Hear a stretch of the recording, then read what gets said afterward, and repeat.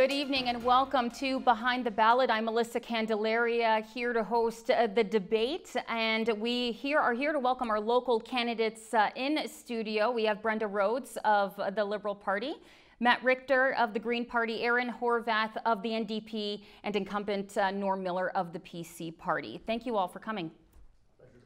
Oh, great. I'm really happy to host this debate and have you all here tonight. And the rules are as follows. Each candidate will have 4 minutes of their opening statements, followed by the debate portion. The debate will then ensue with a 1-minute answer to each of our 4 questions that we have, followed by a 2-minute open debate. Use that time wisely.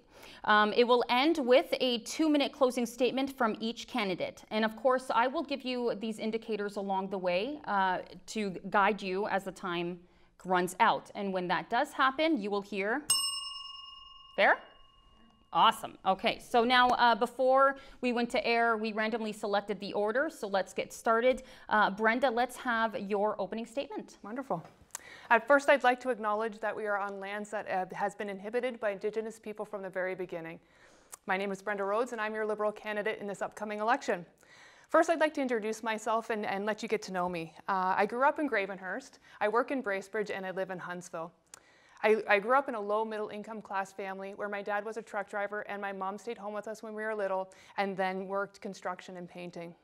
We struggled at times like I know some of you are struggling. I needed OSAP to be able to go to school, and cost and income were barriers for me.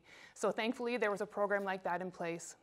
Once I finished school, I had the privilege of working for Andy Mitchell, our past MP, for just under 5 years on Parliament Hill.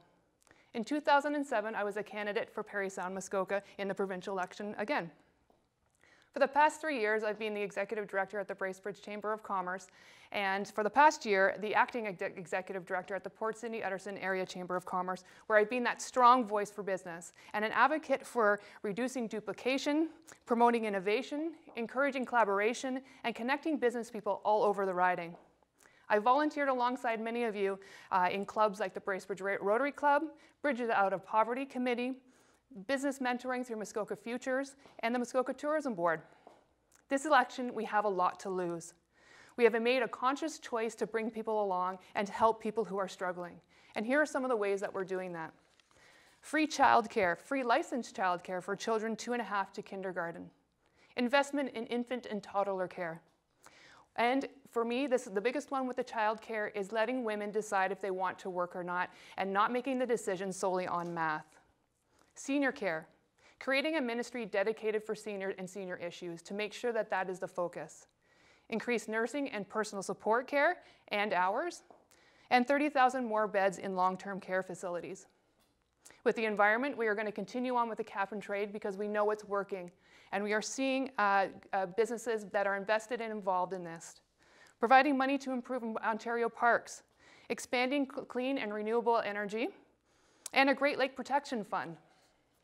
And a stronger retirement security. And that makes, we want to make sure that CPP remains funded and is well managed. And also calling on the federal government to make sure if a company goes bankrupt, that they will put the obligation and priority on making sure that pensions are upheld. Creating an independent gasoline price watchdog. And close to my heart is supporting small businesses with a $500 million new investments towards that, lowering small business taxes, and partnering with businesses to make sure that they can grow. Parry Sound Muskoka is a very special place with a lot of potential. I've worked with organizations collaborating and working together to find ways to move forward. And it's been an exciting and invigorating experience. And we need all levels of government to make sure that they are involved and invested and working alongside these organizations to make sure that we can move forward and capitalize on everything that we can. I will make sure our voice is heard and not just the summer version. I will work tirelessly before you because I care about our community, I care about our issues, and I care about you. I will be that strong voice that we need and we deserve. And I look forward to discussing these issues with you, and I hope to have your vote on June 7th. Thank you. Perfect. Matt. Thank you, and good evening, everyone. My name is Matt Richter, your returning Parry Sound Muskoka Green Party of Ontario candidate. 2007 marked the first time I entered politics, And since that time, my family has grown. I continue to teach in Muskoka, and I've started a small business. And that's given me some insight into the challenges that we face day in and day out. But I believe it was my commitment to stay involved in politics between elections through 2011, 2014, and now 2018. It was this that allowed me to hear your stories and to learn more in developing relationships that put it clear that you are definitely frustrated that the status quo has not been working for you. I know that in order to earn your trust, I need to show that I'm accountable to you. After all, this is a job interview. You are my future employer, and I, hopefully, your future employee. When we work together in collaboration, we see a better way of doing politics. Over these past years, whether I met you at the door, at an event, or perhaps on a phone conversation, you have clearly expressed to me that you are very tired of the backroom deals, the spin, the partisan games, and the bickering that's going on among the status quo parties. It's time for a change. You have spoken. Your values are my values, honesty and integrity. Back in 2007, when I started in politics, lack of affordable housing, education system in disrepair, wondering what's going to happen with the future of our hospitals, the high cost of electricity, and just lack of job growth were issues back then. Well, here we are in 2018, and they're still there.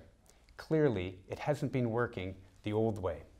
So let's move on. Let's collaborate. And my commitment to you with the Green Party of Ontario is to share with you that collaboration, working across party lines, adopting the way of doing politics in which a good idea, if it's good for us in Parry Sound Muskoka, then I will champion it. If that good idea comes from the PCs, the NDP or the Liberals or the Greens, great, let's get on with it and get to work. We know our small businesses deserve lower payroll taxes to help them compensate with the new minimum wage increase. We know we can get our electricity rates more affordable and still ensure that our electricity is safe and reliable by importing hydro from Quebec and saying no to OPG's massive, massive increase to our hydro bill in order to keep Pickering open. Additionally, here, one of our main local issues of our hospitals, we need a strong voice at Queen's Park to say our hospitals deserve the fairness that all other jurisdictions in Ontario do as well. And what does that look like? Keeping our hospital in Bracebridge and Huntsville open. And how do we do that? We must go to Queen's Park and place the blame of the past years squarely on the Ministry of Health and ensure that our Ministry of Health is delivering the best funding formula that meets the needs of our hospitals, not the hospitals in the big urban centers, but here in Parry Sound Muskoka. Throughout this evening, I'm looking forward to answering and sharing and broadening the discussion of this election with my colleagues, and I look forward to showing a better way for Parry Sound Muskoka under the Green Party banner. Thank you. Thank you. Erin? Good evening. First, I would like to also acknowledge that we're on the traditional territory of the Anishinaabe and the Mohawk peoples, and that we're able to gather here in Gravenhurst because they've looked after and continue to look after this land and all the creatures within it. I will also mention that one of the first questions that I'm always asked is, am I related to Andrea Horvath? And the answer is no, I am not, but I am happy to be representing that platform here today. So I'll take a moment just to introduce myself and let you know why I'm choosing to represent this platform. So I'm not a career politician. What I am is a community development leader, and I've been working as an entrepreneur and leader for about 24 years on a variety of projects ranging from economic development, education, mental health, physical health, addictions, land use planning, and arts and culture. And in those projects, I work with multiple levels of community and government. And this kind of broad range has given me both a depth and breadth of understanding of a variety of topics, how they fit together, and how to advocate effectively for rural and First Nations communities. Part of my effectiveness in the work that I do has come from my ability to understand both the strengths and weaknesses in communities, and also figure out how to help people collaborate to come up with innovative solutions to things. So when I moved to Huntsville 5 years ago with my family, we spent some time just understanding the area and trying to figure out where we might fit in. We noticed a couple things. One is that there's generally really great people. Some communities I work in, there's a lot of animosity, and I didn't see much of that. There's also very high income people and very low income people, and then sort of this moderate middle class. We noticed that there's quite a range in the income that businesses bring in depending on the season, and not that many well-paying full season jobs. We also noticed that there's quite an out-migration, especially youth leave because they can't find meaningful employment, and that they also can't find places to live. Due to circumstance or choice, we noticed that a lot of people are finding themselves to be entrepreneurs and really trying to make a go of it, but without necessary supports in place. So at the same time, my husband was also looking for a place to set up his practice as a child and youth psychotherapist and was not having much luck. So our solution was to create the Hub Muskoka, which is a co-working space.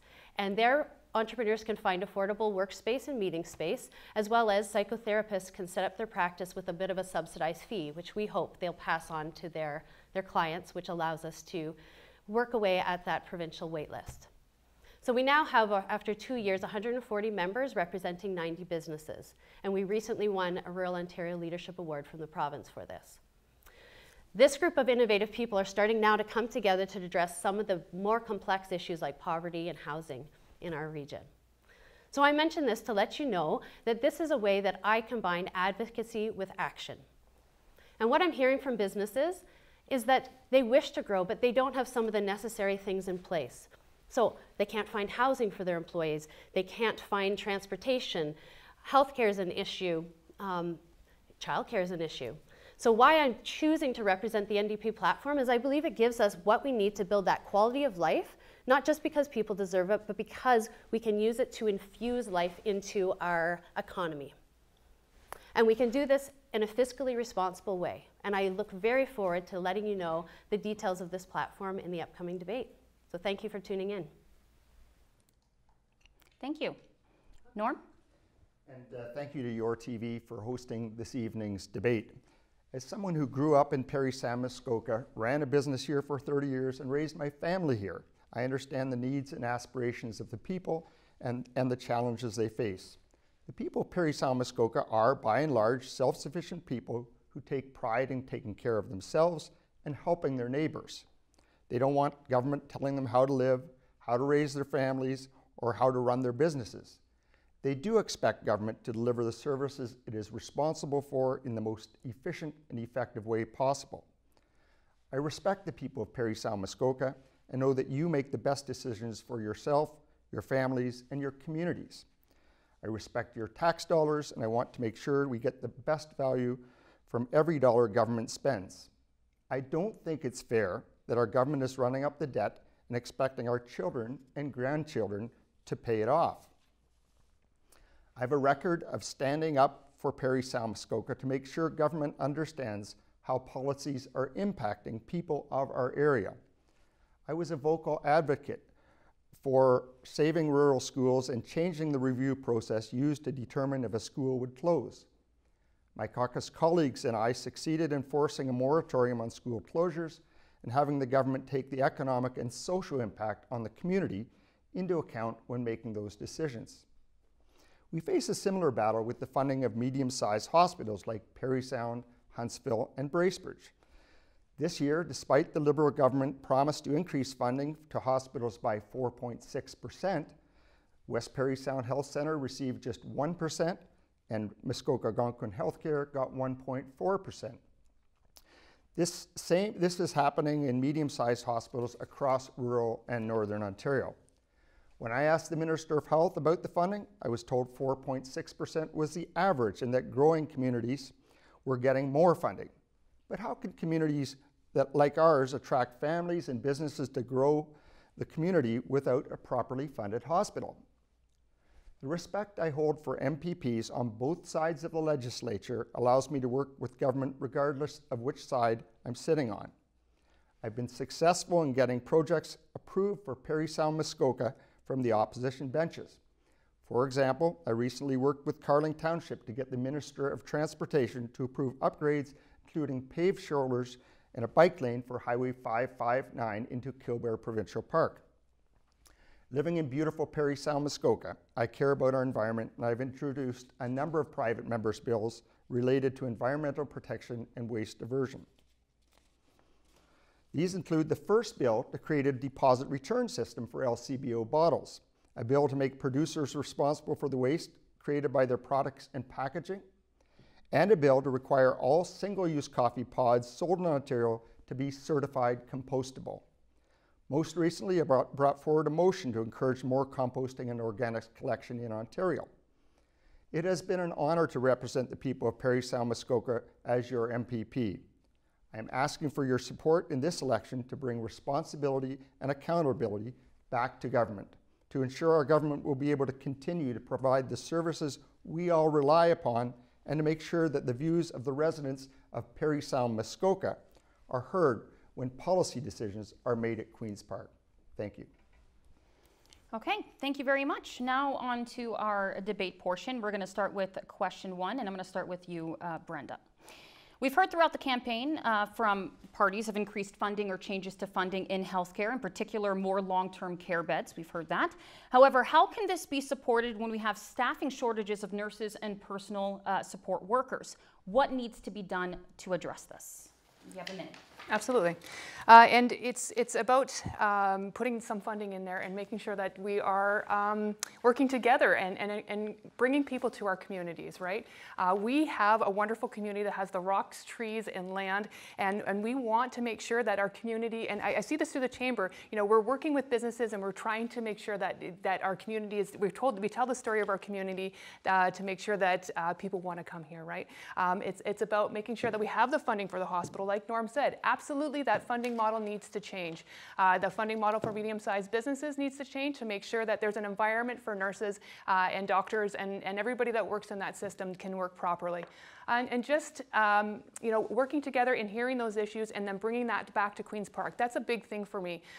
Building those relationships, understanding the issues, and making sure that our voice is heard at Queen's Park, because I don't think it's been heard for a long time. Okay, thank you. Matt? And this is a great question, because this is an issue that's been going on for far too long. And whether parties in power or opposition, they've had the opportunity to ensure that a funding formula does exist for our medium-sized hospitals under the multi-site model. You know, right here in Huntsville and Bracebridge, over 15 years to ensure that there is the funding mechanism to ensure that they're staying open is absolutely necessary. The people have spoken, our municipal politicians have spoken, in the healthcare industry, our frontline workers, everyone has said that it is time that we get the funding we deserve. And then on top of that, we must be honoring the working conditions and the pay conditions to ensure that we have a sustainable workforce with our PSWs, our personal support workers. Nurses and doctors alike are sharing their frustration that they're understaffed, and we're at a shortage right now, which is causing massive problems within our long-term bed facilities and our at-home care operations as well. Perfect. Erin? So the NDP has taken a very strong stance in favor of local hospitals and rural health care, and has committed up front to addressing that funding problem that is causing our facilities to be in jeopardy. With that is going a 5.3% increase. And now that will be on us, as Norm brought up, right? It's not always equitable in how the North receives, or medium-sized hospitals receive funding. So that'll be on us to make a very strong case for that. In terms of the staffing, so there will be a stop in the further layoffs of nurses and healthcare workers, as well as a serious investment into personal support workers. There will also be, for long-term care beds, 40,000 more beds by 2028, and 15,000 of those would be within the next 5 years. Within that also is funding to increase the minimum amount of care for senior and long-term care to 4 hours per day. So you can see then there'll have to be that investment into that person-to-person care in order for that to happen. Perfect. Norm? Well, thank you. Well, first of all, on the hospital issue, I've been fighting to make sure we have a fully functioning hospital in Huntsville and in Bracebridge. In fact, I presented 6,000 petitions to the legislature a couple of months ago, and back in 2015, I also had petitions in support of our hospitals. I've gone to the Minister of Health when we've had a deficit with Muskoka Algonquin Healthcare. The last time it was getting 1.6 million. dollars to help bail us out. But I think we need to have less bureaucracy and more frontline care in healthcare in general. So I think we need to learn from our frontline people, the doctors, the nurses, the personal support workers, talk to them about how we can do things better and use what they say so that we can get the services to the front lines. And we do need to reduce the bureaucracy in the health ministry. There were 6 assistant deputy ministers a few years back. There's 16 now. And I'd way rather see more nurses and doctors than more assistant deputy ministers. Perfect. Okay, great. Let's. It's time for a 2-minute open debate. I got to jump in on this because since we see that the people in our community and our riding are all advocating for fairness, we need to have politicians that are going to go down to Queen's Park and label the unfairness that's happening right now. Milton has received $500 million for an upgrade on their hospital. And it just so happens that that's how much our area needed, actually less, to ensure the viability of our 2 hospitals, in Bracebridge and in Huntsville. And that's just one example. And I'd expect, whether in power or in opposition, that points like that are raised down at Queen's Park for fairness. That's a good point. That's why I asked the Minister of Health a couple of months back why, when it was announced that we were getting 4.6% funding, why we only got 1.4% Muskoka Algonquin Healthcare and 1% for West Parry Sound Health Centre.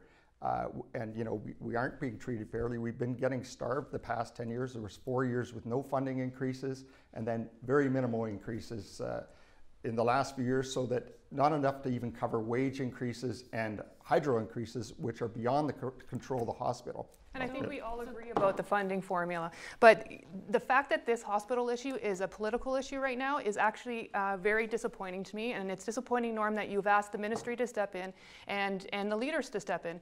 We are finding a made in Muskoka solution for this problem, and we want it to be made in Muskoka. We don't want the ministry to step in. We don't want anybody else stepping in and telling us how we can be finding solutions for this issue. And on this note, right, I think that it's lovely that you were advocating, but we do have to remember that under the last Conservative government, there were 28 hospitals closed, 7,000 beds closed, and 6,000 nurses laid off. And I am seriously concerned, though, but I'm very seriously concerned that some of our seniors will, knowingly or unknowingly, vote themselves out of their long-term care and their hospitals. Perfect. Okay, so we're going to go to question number 2, and we're going to start with Matt this time. The Association of Municipalities of Ontario released an analysis stating that there is a $4.9 billion annual gap forming between the municipal revenues collected and what is needed to pay for services, provincial mandates, and infrastructure, of course. The revenues collected come primarily from property taxes and user fees. Now, the analysis from AMO goes on to say that property taxes would have to double over the next 10 years in order to close that gap. So, how should the province support our municipal government? So straight away, and from talking to our municipal representatives over the years, from Parry Sound over through Huntsville, Gravenhurst, and up into Magwin, we must recognize that we cannot consistently put this on the taxpayers. There are better revenue generating ways to pay for our infrastructure deficit. Starting off, for our water infrastructure, we see Nestle taking water out of the ground down in Guelph, and many mega corporations within the water bottle industry that are getting a free ride on our natural resources. We need to increase the levies on water taking permits to help pay for our water infrastructure. We need to look at accountability from the GTA and actually have an honest conversation about raising revenue through commercial levies, through congestion charges, and even through parking levies and road tolls in Toronto that we can then get the benefit of up here to pay for our crumbling infrastructure, whether it be roads and bridges. And those are honest ways of generating revenue that go beyond the taxpayer base.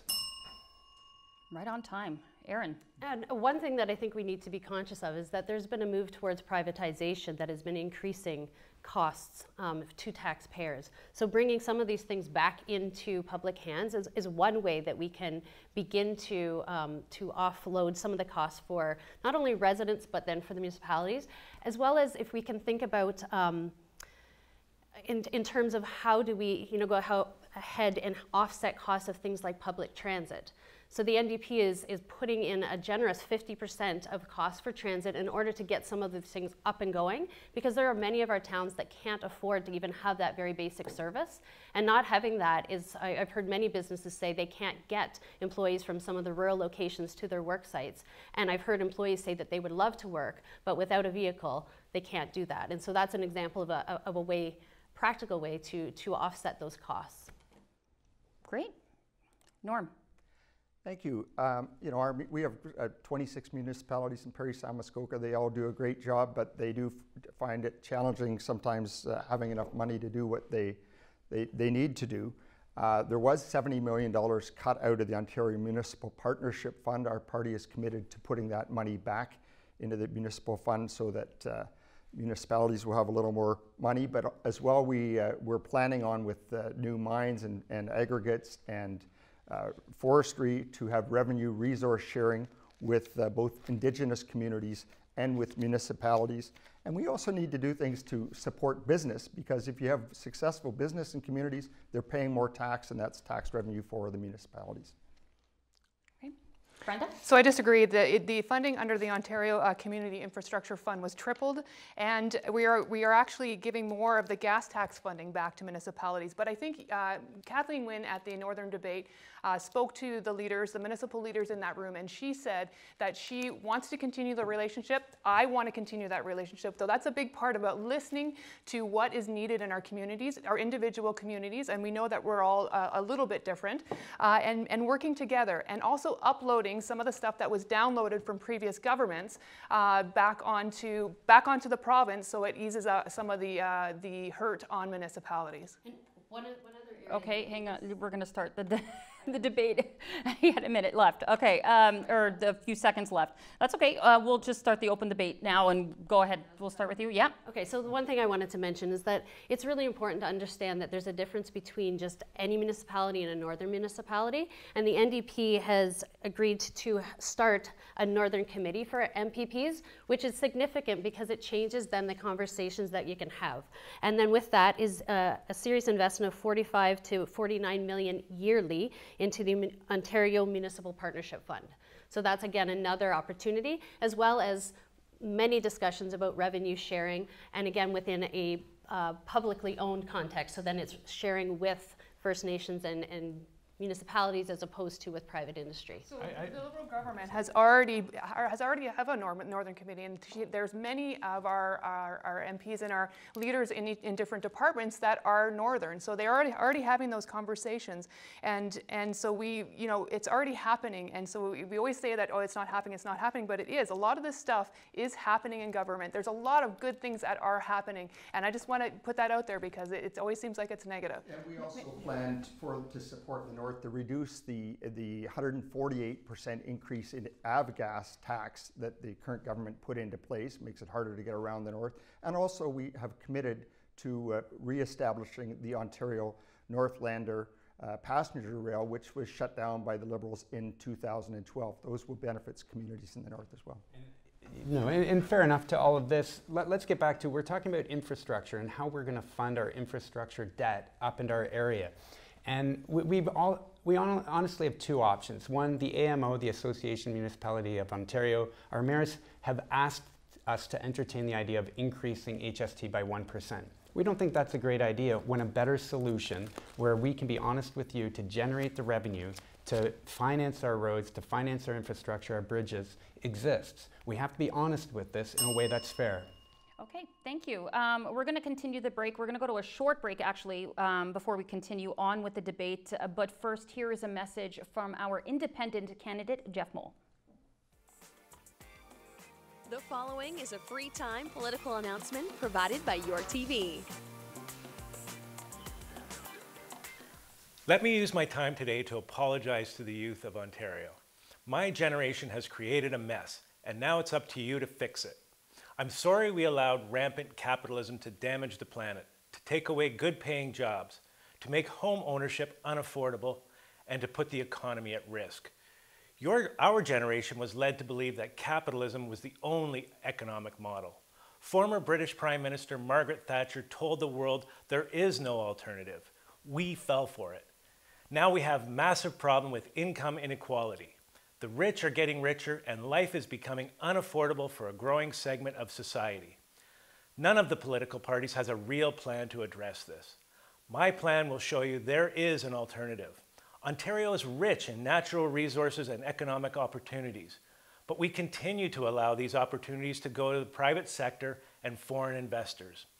Under capitalism, we reduced regulations, lowered taxes, and supported globalization. The private sector was supposed to take risk to generate wealth, and the economic benefits were supposed to trickle down to benefit workers and society. Instead, multinational corporations benefited by damaging our environment, driving down wages, exporting good jobs to low-wage jurisdictions, and they take every opportunity to dupe the government and the taxpayer into handing them more. So capitalism and privatization is not working. However, socialism is not the answer. It may only lead to bigger government, inefficiency, and political corruption. I'm in this election to inspire you to consider community economics as a sensible alternative. We must protect our environment and build a sustainable, inclusive economy through the development of a strong community enterprise sector. To do this, we need bold policy changes and strategic investments by government and the taxpayer. We must create a business system that creates good jobs, makes life affordable, and fairly distributes wealth. We need to create businesses that are accountable to the citizens and communities, not to dishonest governments, and definitely not to profit-motivated shareholders. Once elected, I propose to introduce a Community Economy Act. This act will require governments to consider the model related to the procurement of goods and services by government and do a better job at protecting our natural resources. It will create strategic investment programs for seed funding or otherwise startup capital. And it will also create a program that provides the community enterprise sector with access to affordable long-term capital to grow new businesses or acquire existing ones. It's imperative that you take the time to learn more and make an informed decision. Your future depends on it. Vote Mole. The proceeding was a free-time political announcement provided by YourTV.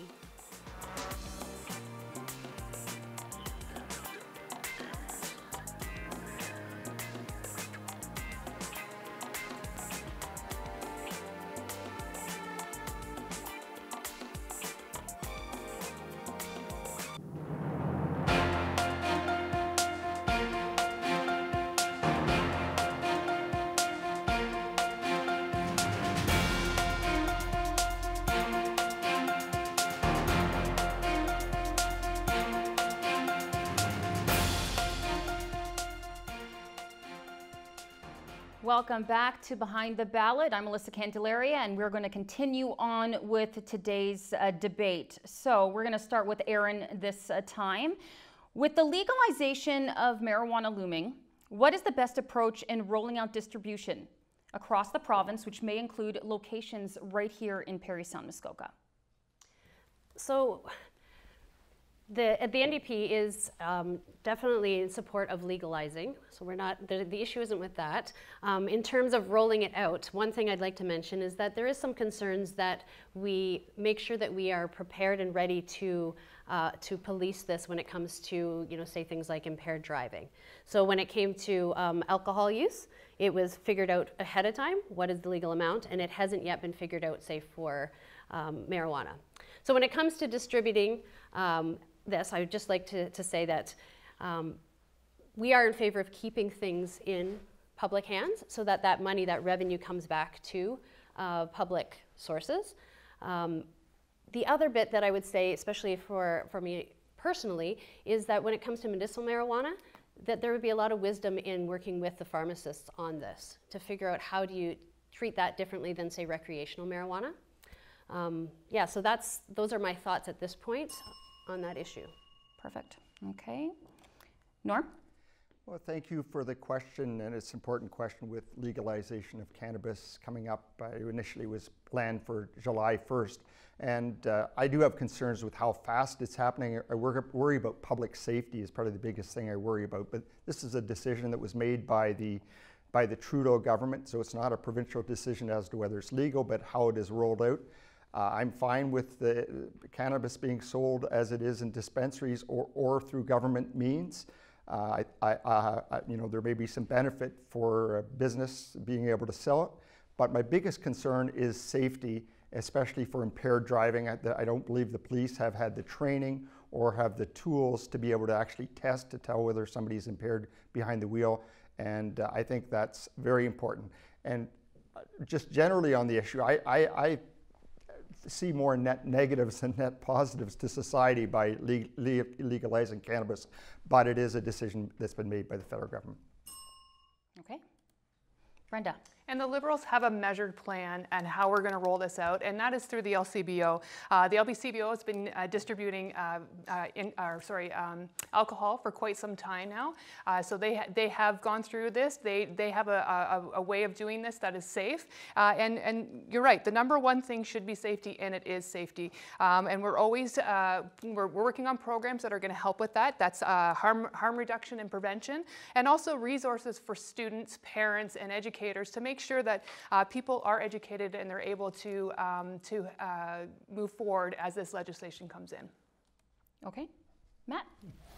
And the Green Party of Ontario also shares the concerns as to the health implications, and so therefore we need to take the profits that do come from the sale of cannabis and put it into our healthcare and into our education. That being said, we're talking about the distribution. What's that going to look like? That's what our province is empowered to do. We must look to our local businesses, our small to medium-sized businesses, and say, you're doing a responsible job already. And I'm talking about the dispensaries that are already existing. We need to ensure that they have the ability to continue sales and to do it in a responsible way. To have the Liberal plan and to have people giving mixed messages to our market that it's going to be private or public doesn't work. It has to be able to be something that empowers our private sector, but also that we have to go beyond the proposed 40. Only 40 locations in all of Ontario are being proposed to be retail outlets for cannabis. That's simply going to drive it back into the underground and not do anything to decrease. Okay, now for open debate. Not sure what you mean by mixed messages, because we've said LCBO is going to be distributing this, and it's a brand new thing, so we need to be responsible with how we put that out there. And so by slowly implementing it and putting it out there step by step, instead of bombarding the market and having different distributors, it's going to be controlled and have a way to roll out without ensuring that safety. I have no problem with the LCBO being a distribution mechanism, but I also have trust in the people of Ontario and the people of our riding, our business owners, that can also show that same responsibility as the LCBO. And the dispensaries that we currently have, it makes for a simple system, and we can also expand into our Indigenous communities and have them take part of the revenue sharing that's going to come out of the cannabis sales as well. And I think that's further down the line. That's not early on. I think we need to do this responsibly. I would say that the way the government's rolling this out demonstrates some of the waste we've seen in the current government, because they created, it's not actually the LCBO, but another organization that's going to have the 40 stores, and to create the very simple logo for this new organization, they spent $600,000 on a logo that just looks like it was printed off a computer. So it's you know, typical of the current government. Do you want to talk about not having a platform or the way that we're going to be spending money? Unfortunately, your leader has not put out anything and any plan or any funding how it's going to be. He's promised everything, but he hasn't put anything out. So I find it fairly rich that you're sitting here talking about a plan, but there's nothing coming from your party. Well, we can either have no plan or plans that don't work, and that's why the Green Party of Ontario is still empowering our local communities to have the honor and the trust to make sure that they're making the wise business decisions that they already know how to make, and then not taking something like cannabis and saying it's just going to be exclusively public. That's what I was getting at with the mixed message. Sorry, Norm, did you want to respond to what Brenda had said? I would say, yeah, I mean, it's not the question that was being asked, but yes, there's different ways of rolling out a platform. Our party has done it the traditional way, which is doing it one plank at a time. And hopefully by doing it that way, you get the most media coverage out of it, and that's the way it has been done. And all the planks have been rolled out and have been costed. And I would say we're the only party that's interested in actually balancing the books in a responsible way in 3 years. Sorry, Erin, Yep. we'll get to you in Yes, the next round there. I just wanted to make sure that Norm was able to respond to Brenda's remark. Okay, so we're going to go to the fourth question, and we'll start with Norm. The provincial electoral system is currently being discussed in British Columbia. In fact, this fall, citizens of that province will vote on electoral reform. And I'd like to know, should Ontario follow suit? I think we're probably going to disagree on whether it should or not. We actually went through a process in the last number of years to look at electoral reform in Ontario, and there was a vote, and there was a strong vote against changing to the option at that point was mixed member proportional, and it was a very strong vote against it. I actually went out to, I was on a committee that studied this and went out to BC because they had a referendum that was voted on there as well. And while that was going on, my daughter was traveling the world, and she happened to be in New Zealand at the time that had mixed member proportional. So I was trying to learn a bit more about it, and I said, Abigail, I talk to people, find out how they like the system there. And she had a great difficulty finding anybody who really liked the system. So I think it's clear based on the most recent referendum that was done in the province of Ontario that people like the system we have, where you can vote and kind of know what you're voting for, not just deals that are made after the fact, after an election. Okay, Brenda. And so this is my my personal preference, because I'm not sure where the party stands on this, but I think this is something that we need to look at. Walking around and knocking on doors, we're hearing this a lot, that people want to see a change. They don't believe that their voice is represented in the ridings, and I think that needs to be looked at. But we're also, the Liberals are also looking at making sure the electoral system as a whole is upheld and accountable, and so looking at the way candidates are nominated, and also making sure that funding is fair, like the changes that were made most recently on how we get funded, making sure that it's only personal donations and not corporations. Okay, Matt. And currently in Ontario, the first past the post system is what we have, and I would argue that it clearly doesn't work. And what does electoral reform look like? Well, that's why we need an independent external review of our system, but then to bring people together to look at how that's going to go forward. And through my years of teaching and just in the communities, anytime, and here's the example why first past the post doesn't work. Anybody I talk to, if I said, does 38% represent a majority? Does 38% equal more than half and give you all power? Anyone would say no, and I'd challenge any viewer tonight to contradict that. But bizarrely enough, in our system, 38% has led to a majority. So clearly, first past the post doesn't work. We need a better system. We can't just dismiss what that electoral reform isn't going to work. It would, but we have to have that conversation and not throw it away and recognize that there are massive problems with first past the post. Erin. So I agree, there is definitely issues with our system. I'm not an expert in this to be able to even begin to say, well, how should we fix this? But what I do know is when I'm going door to door, one of the overwhelming sentiments that people, definitely within a certain income bracket, say it doesn't matter what I do, nothing makes a difference. And I think if we're ever at that point as human beings in society, we know we're off track. Like, people need to know that their voice matters. And they also need to know that there's some sort of a democratic process being followed. And I know that Doug Ford has been accused of just appointing candidates and putting people in place that haven't been democratically vetted and figured, their way to that position. And I think that those sort of things, they're fundamental. I'm not qualified to speak on, the ins and outs of how one would structure government differently, but I do know that people see through that. They see that that is not a democratic process. Okay, time for open debate. I'm going to jump in really quick on this one. Sorry, Norm, but in the last election, just to illustrate again why first past the post doesn't work. With all due respect, Norm, you're doing a great job in many ways down at Queen's Park, but at the same time, in the last election, more people didn't vote for Norm than did vote for Norm Miller. So that is just an example that shows we need to have honest representation. How does that look like? What do we do? Do we have a percentage of the vote? That is what's required, and that's being honest and having the courage to stand up and say, yes, we have a system now, but it's not working, so let's move on and look at how we can change that so there's representation from every voter going in.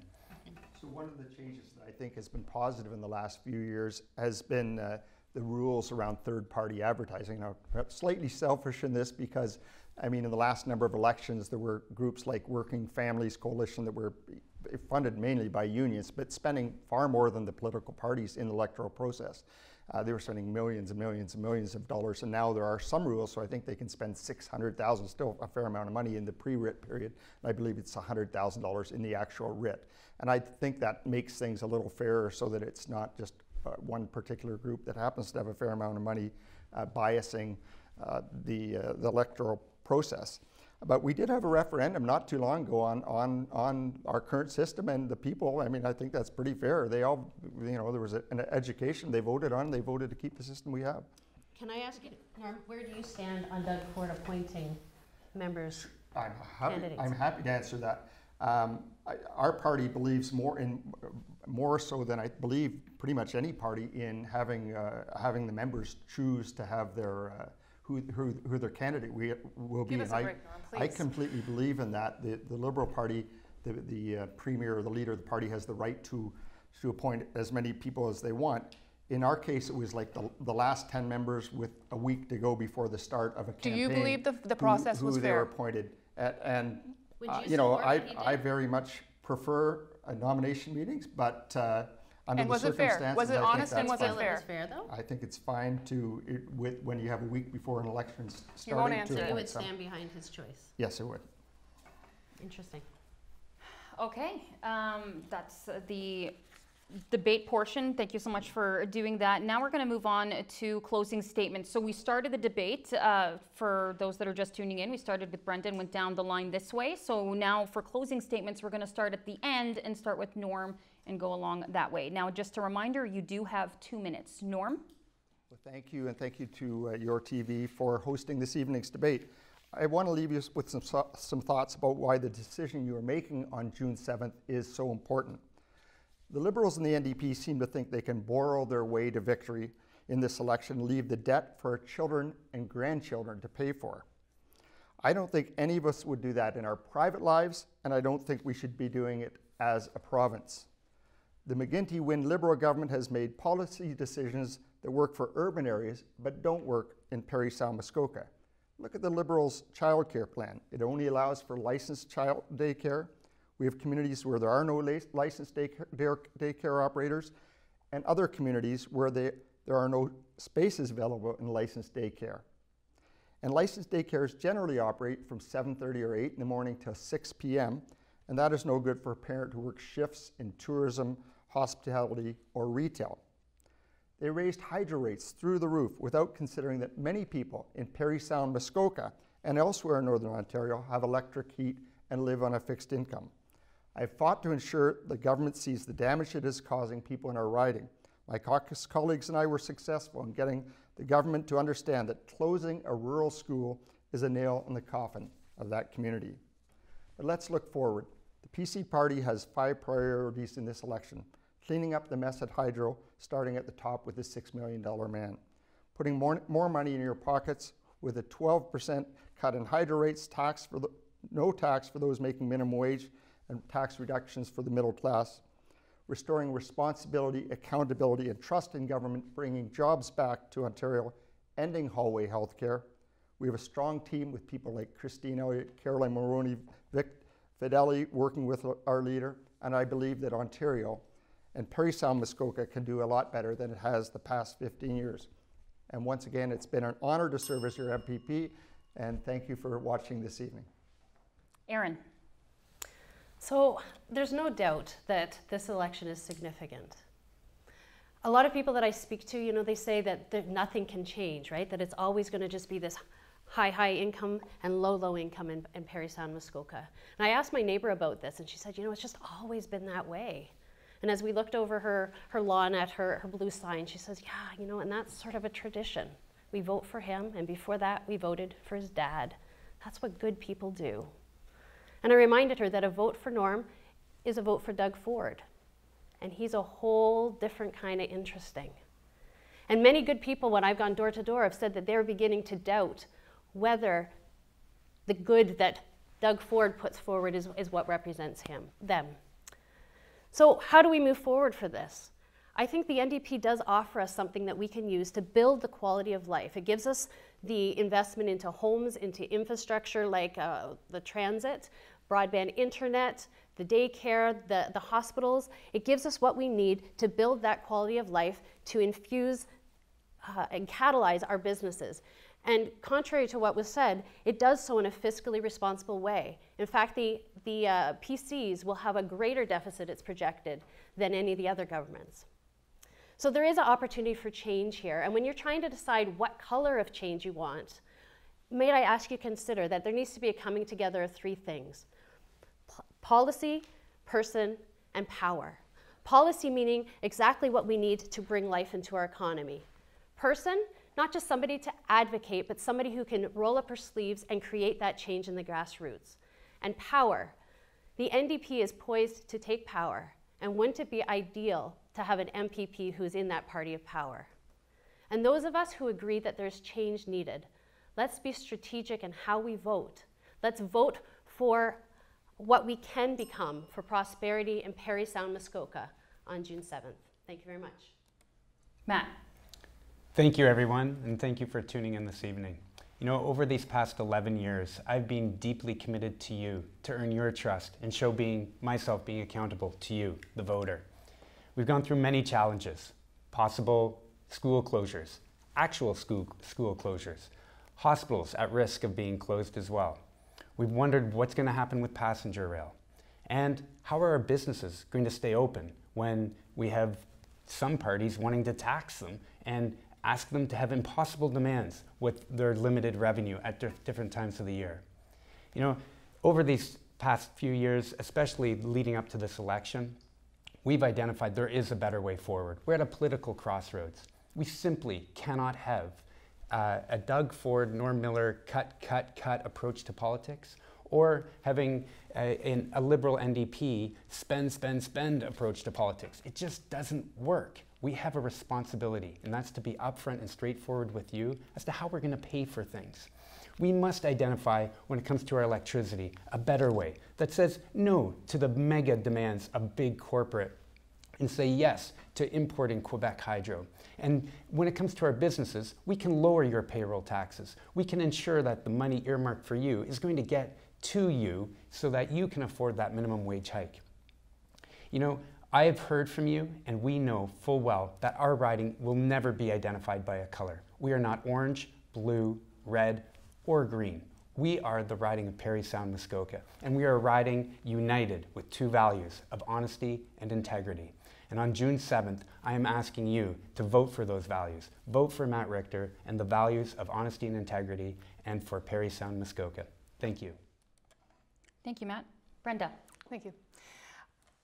There was an article that came out today that showed that the actual party that would be carrying the most debt is actually the PC party. And the plans that are being promised cannot either happen or they will cost more money for the taxpayers. I just want to be clear on that. We, the Liberal government, believe in care before cuts. There are a lot of people struggling in our community, and we need to take care of them, and we need to bring them along. This is a fundamental thing that I believe in. We need to make sure people are taken care of. This platform has been vetted, it's been evidence-based, and it's been fully costed.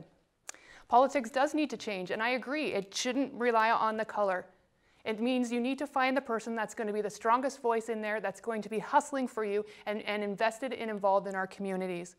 We've heard it at the doors that people are disillusioned, and it needs to change. And we also need to change for our youth. Our youth need to be able to give their input, be heard, and come back and be invested in politics. I worked alongside many of you over the years, and I believe that it's very important that our representative continue to do that. Parry Sound is a wonderful place with so many attributes: the people, the environment, the businesses, the potential. It's just fantastic, and I know we're at the precipice of something happening, and we need all levels of government working together. If elected, I will continue to work with you and make sure that our voice is heard. One of the wishes that I have is that we, as Ontarians, show the world that we do not want Trump-like politics, and that needs to be shown on June 7th. I ask for your vote on June 7th, and hopefully I will get it. Okay. That's great. Well, I want to thank you again so much for taking part of this debate. I do want to remind you that here with us tonight was Brenda Rhodes. She had just spoken with the Liberal Party. We have Matt Richter of the Green Party, Erin Horvath with the NDP, and incumbent Norm Miller with the PC Party. Before we wrap up, I do want to let you know that, of course, next Thursday is Election Day, and we will actually have a live coverage on YourTV of the elections when the polls close at 9 o'clock, and I will be hosting that program. And of course, we will also have two pundits on the show as well. We will have Graydon Smith, who is the mayor of Bracebridge, and we will have Mayor Jamie McGarvey of Parry Sound talking to us, analyzing results, and talking about who our new MPP will be. Again, I want to thank you so much for taking the time to join us on this debate. Be sure that you do vote, and if you're not sure, if you haven't gotten your voter's card, call Elections Canada, get all that sorted out. Be sure to vote next Thursday. Thank you so much for watching Behind the Ballot. Again, I'm Alyssa Candelaria, and we will see you next time.